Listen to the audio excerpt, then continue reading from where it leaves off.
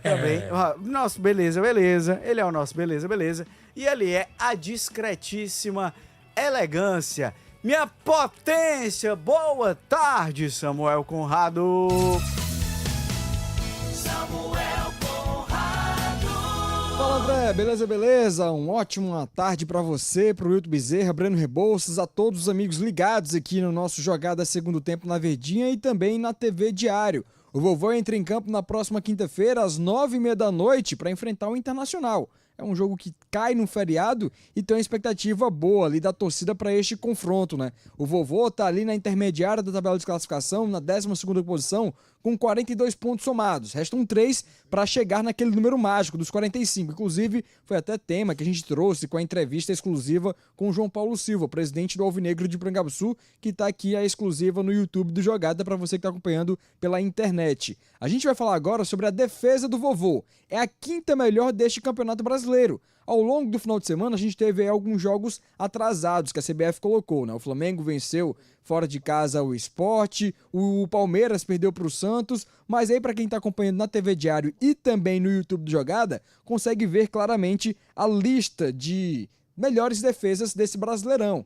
A liderança continua sendo do Flamengo, com 21 gols sofridos somente em 33 jogos na primeira divisão. A gente tem aí na imagem o Augustin Rossi, né, que representa o rubro-negro nessas últimas partidas. E ótimo goleiro, tá? Exatamente. Faz um ótimo 2025, Rossi. Na Libertadores, inclusive, também foi essencial para poder passar de fase e chegar na grande decisão e enfrentar o Palmeiras. Na segunda colocação, tem o Cruzeiro, com 22 gols sofridos na Série A, e o Cássio hoje é o guarda-redes da equipe. Além disso, na terceira posição de melhores defesas, temos o Léo Link, do Botafogo, com 28 gols sofridos. Na quarta posição, o Everton, representando o Palmeiras, que sofreu 29 gols, mesmo tendo o Palmeiras hoje em dia sendo representado pelo Carlos Miguel, né? O Everton tá lesionado, então o Carlos Miguel vem sendo titular. E na quinta posição, tem o Bruno Ferreira. Afinal de contas, ele e o Fernando Miguel dividiram ali a meta do Vovô ao longo da Série A. E o Ceará tomou 30 gols neste Brasileirão em 33 partidas, o que é um ponto positivo do técnico Léo Condé, que ele sempre ressalva, que ao longo das partidas, cada vez mais a defesa sólida do Vovô, mesmo tendo alterações, né? Porque no começo do ano a gente tinha ali o Marlon sendo titular e no gol o Fernando Miguel no começo da primeira divisão. Agora a gente tem o Marcos Vitor tendo sequência e indo muito bem ali na zaga junto com o William Machado, Fabiano Souza e Matheus Bahia, essa última linha defensiva do Alvinegro de Porangabuçu. André. Boa, Samuca. O setor defensivo é um grande trunfo, né, Breno? Desse time do Ceará, não resta dúvidas.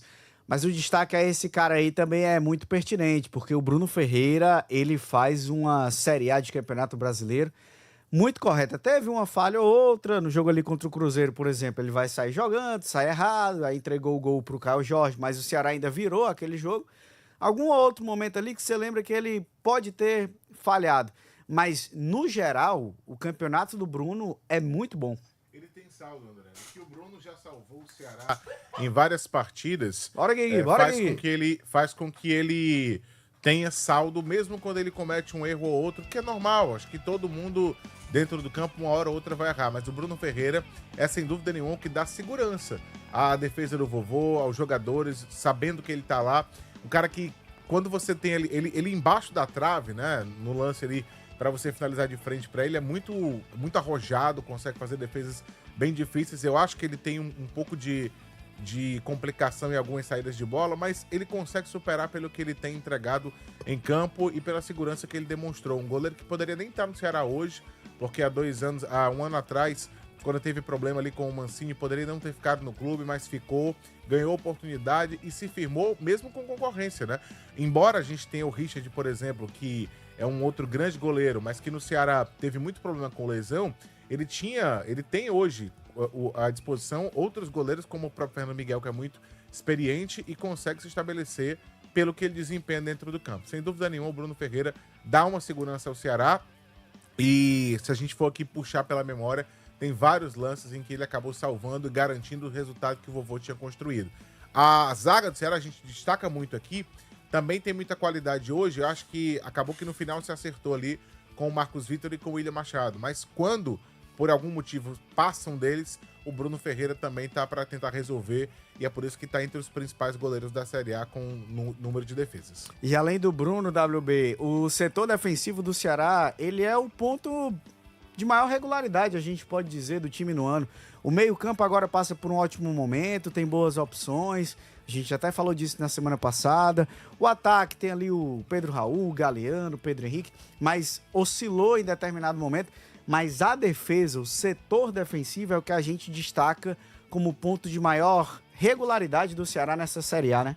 Pensar que esse jogador chegou quase a ser desestimulado, esse Bruno Ferreira, a continuar no time do Ceará. Era o Mancini, né? Quem não se lembra do problema que ele teve com o Mancini reclamou por falhas suas dentro de um jogo, a coisa pegou mal, Mancini não aceitou, colocou no banco, mas ele aguentou a barra e ficou, inclusive, tendo pela frente Richard, que acabou se machucando, depois o Fernando Miguel. Vejam que uma parada indigestíssima tendo pela frente, porque o Richard já é um jogador de prestígio consolidado junto à torcida. Sim, E o Fernando Miguel, experiente, voltou e voltou bem. Mas quando ele, Bruno, foi chamado a intervir, ele o fez maravilhosamente bem. Sim. Tem sido um goleiro importantíssimo na defesa do Ceará.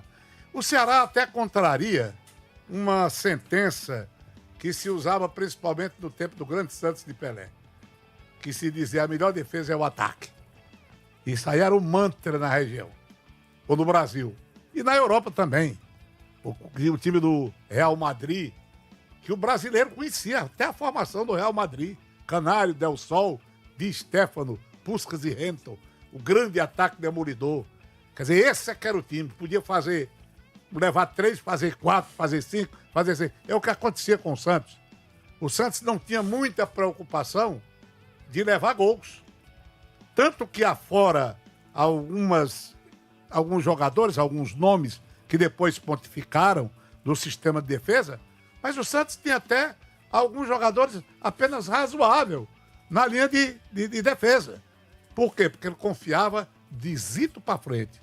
Aí se dizia, a melhor defesa é o ataque. O time leva 3, faz 5. No caso do Fortaleza, ele desmente essa teoria. A melhor defesa, no caso do Ceará, a melhor defesa é a defesa mesmo. Entendeu? A melhor defesa é a defesa mesmo. É o goleiro, a linha de zaga e um meio-campo comprometido com essa linha de zaga. Esse setor defensivo tem sido bem demais.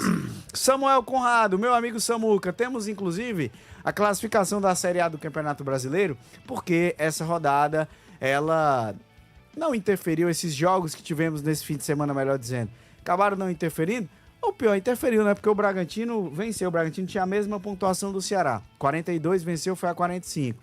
Mas nós temos ali uma rodada que foi ruim, foi pro Fortaleza, mas no caso do Ceará, sossegado. Pro Ceará, o Vozão tá ali com 42 pontos na 12ª posição, então não ficou mais distante a situação junto a... Teve a situação do Atlético Mineiro, né, que tinha empatado com o Fortaleza, né, então aumentou um ponto de distância do Ceará. O Vovô tem ali 42 pontos, em caso de vitória e também no decorrer da rodada, pode ser que pule mais algumas posições na tabela de classificação. Por isso, este jogo contra o Internacional tem todo este enredo, né? Da torcida sendo convocada e também da situação na tabela de classificação. Além de se distanciar ainda mais e praticamente garantir sua posição na primeira divisão em 2026, o Vovô tá de olho em outras situações. Muitas pessoas até falam sobre os cenários para a Sul-Americana e até mesmo o G8 do Campeonato Brasileiro. O Vovô primeiro quer chegar nos 45 pontos para depois galgar, buscar outras situações na primeira divisão. E de olho em G8, tá bem real essa briga, viu? Tá muito real, porque o 8º colocado é o próprio Bragantino, que tem 45 pontos. São 3 pontos a mais do que o Ceará.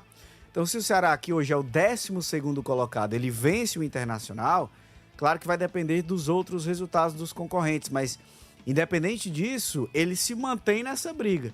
Por que que a gente chama a atenção pro G8?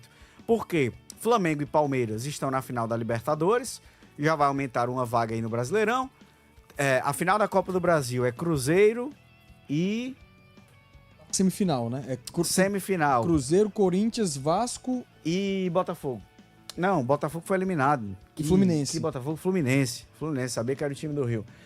E tem também o Atlético Mineiro na final da Sul-Americana. Então, o grupo de classificação para a Libertadores fatalmente vai aumentar. O Atlético Mineiro está em 10º, mas os outros times estão brigando ali na parte de cima. Se ganha uma vaga na Libertadores via Copa, aumenta ali a vaga do Campeonato Brasileiro. Então um G8 interessa demais pro time do Ceará.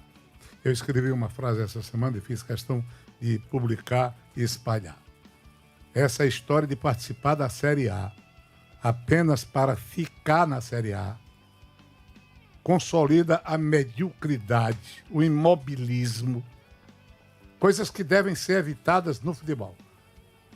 Eu já berrei aqui e berrei alto Já berrou. dentro do meu histrionismo, que é preciso olhar para cima, tem que crescer. Sim. Nessa sociedade de Voo da competição, ou sobe, ou cresce, ou será deixado do meio do caminho. Então o Ceará tem que procurar não só realizar uma boa campanha, ou conseguir uma boa posição, como realizar uma boa campanha. E esse jogo contra o Internacional, nós vamos ter a oportunidade aí de falar muito a respeito disso. Vamos falar muito, porque a sanfona tá tocando.